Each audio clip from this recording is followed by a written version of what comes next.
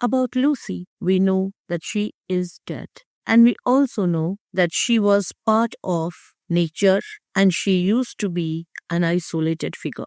But how isolated? Did the poet have any access to her? Today, in the third poem of the series, we are going to look at this very, very strange poem where the poet attempts to go back into the past and look at an evening when he was struck with both fear and love. Indeed, this poem is therefore called Strange Fits of Passion Have I Known.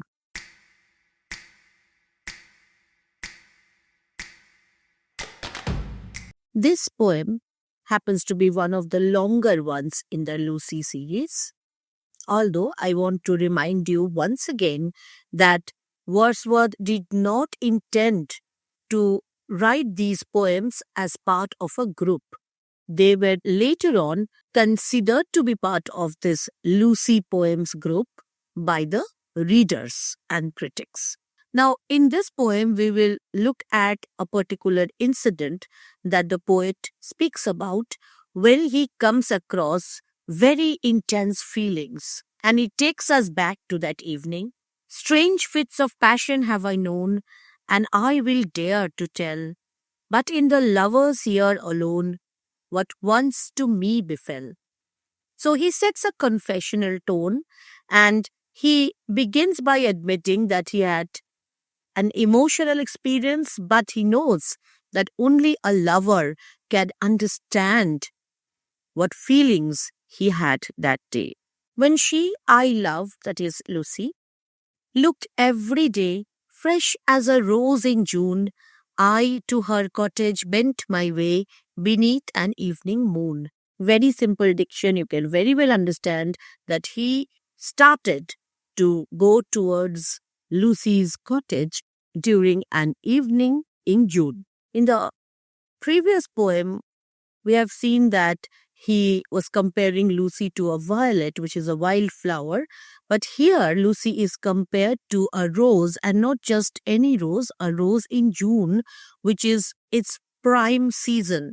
So you see, for this poet, Lucy is not a wildflower. For this poet or for this narrator, Lucy is a very special symbol of love too. Upon the moon, I fixed my eye. So the moon was there.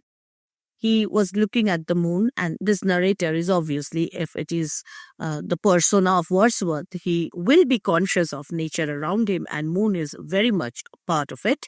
All over the wide lea, lea is the valley. With quickening pace my horse drew nigh, those paths so dear to me.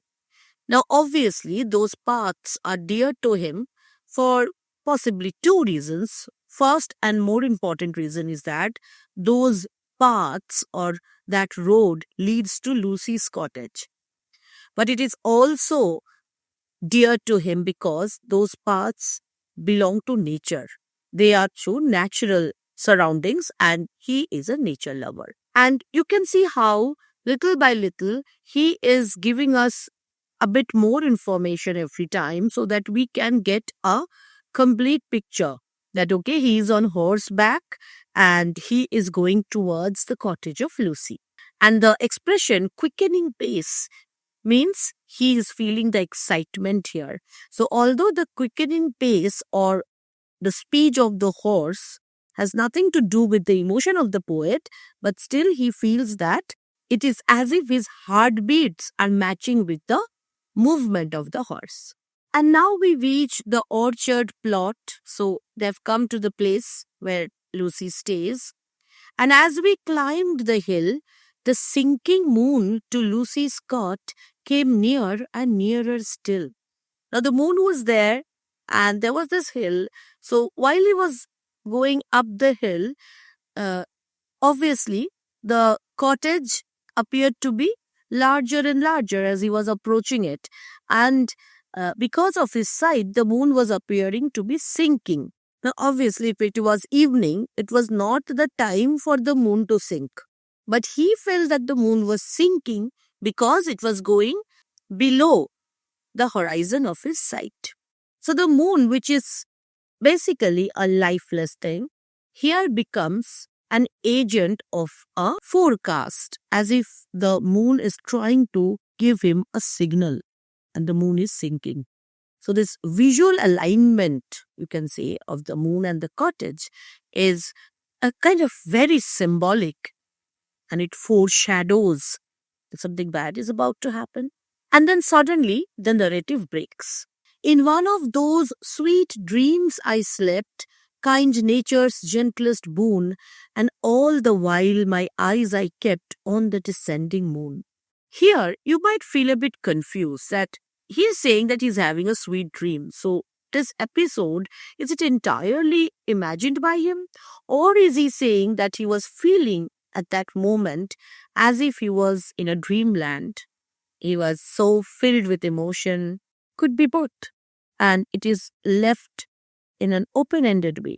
But even in that sweet dream, whether it was a dream or it was reality where he was feeling like he was in a dream, he was constantly aware that the moon was descending. So, amidst that feeling of euphoria, there was always a feeling of fear. Why is it so? My horse moved on, hoof after hoof. Notice that earlier it was quickening pace and now it is restricted, almost like one hoof after the other. He raced and never stopped, went down behind the cottage roof. At once the bright moon dropped.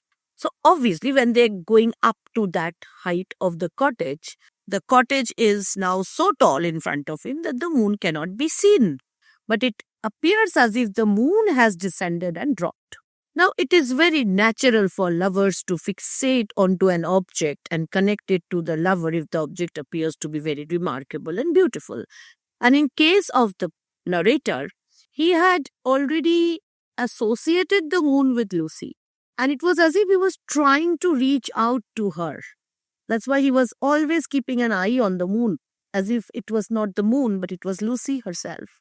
And the moon was appearing to be right behind the cottage of Lucy. So, although anybody knows that the moon is quite away from all of us, in poetry, these truths are often bent and they are not lies, they are imagination.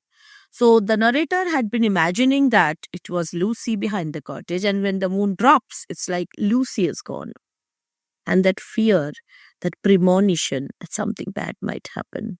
What fond and wayward thoughts will slide into a lover's head? Now, if you are thinking that what's his problem? He just can't be realistic. He's looking at this scenery, then the moon drops. So what? Now, my dear child, if you are thinking along these lines, then you have never, ever fell in love. If you have fallen in love ever with anybody, you would know that in the moments when we are confident that we have every happiness in the world, there will be some little voice in your head making you feel afraid that you might lose it all. That is the sign of love, when you are scared of losing what you already have. That is why Wordsworth has said in the very beginning that I'm going to tell you everything, but only if you are a lover like me. Only then will you understand why I felt so fearful, even when things were so very beautiful and all right. What fond and wayward thoughts will slide into a lover's head? So here he is talking about himself, but he is not looking at himself as just one person. He says that this happens to any lover. Oh, mercy to myself, I cried, if Lucy should be dead. That fear, that worry, that comes from very deep affection, concern. He knows that these thoughts are wayward. Wayward means without direction, unpredictable. He knows that when a person is in love, there are constant mood swings, unpredictable thoughts coming up. And this sudden expression, oh mercy, it shows the sudden movement from peace to dread. The most haunting thing about this poem is that We are never given an account of whether Lucy was really dead or not at that point. We can only look at what the lover was thinking, feeling. So, the key themes in this poem are definitely how imagination blends the world of dream and the world of reality, and how that is enhanced by the experience of love. And it also says how romantic idealism is often disrupted by these ominous thoughts of death. And it also reinforces a strange kind of isolation because the speaker, narrator, whatever, had to make this journey all by himself. The moon was there as his companion, only till it was no more there for him. So, this journey is like a reminder to him of the uncertainty of life. Shaped as a ballad, this poem follows the rhyme scheme of A B, and that kind of matches with the galloping of the horse. And it also employs iambic tetrameter lines alternating with iambic trimeter lines. Although iambic is a very regular meter of love poetry, when it comes to number of feet, usually pentameter is the choice of the poets, but if it's a ballad, it has to be tetrameter. And this format of the ballad, it also generates a different kind of an effect. What effect? Usually Wordsworth's poems are very personal narratives. Okay, he talks about his experiences, his feelings towards nature, natural objects, human beings in rural settings. But in this kind of a format of a ballad, we look at the poem as if it is not Wordsworth or any one person here, but like a story of a lover who is an altogether separate identity. So, kind of objectivity is also there, found in this kind of poem, which is rarely found in Wordsworth's poems. And that is why perhaps these kinds of poems gain such popularity, because they appeal to universal feelings, universal sentiments. So, if you are to say what is the crux of the poem, what is the central idea of the poem, it is about the inexplicable, something that cannot be explained, inexplicable thoughts and ideas that hit a lover when they are intensely in love, and how sometimes they are like foreshadowing, because this narrator might not know, but we already know that Lucy is definitely going to die, if not dead already. But what made this narrator love her so much? What special quality did Lucy have? In the second poem, we have just a little idea about her. But what did she feel? What did she think? How did she behave? And why she behaved the way she did? For that, you have to wait for my next video, when we'll see Lucy growing up in front of us. Till then, stay subscribed. I'll be back very, very soon. Bye-bye.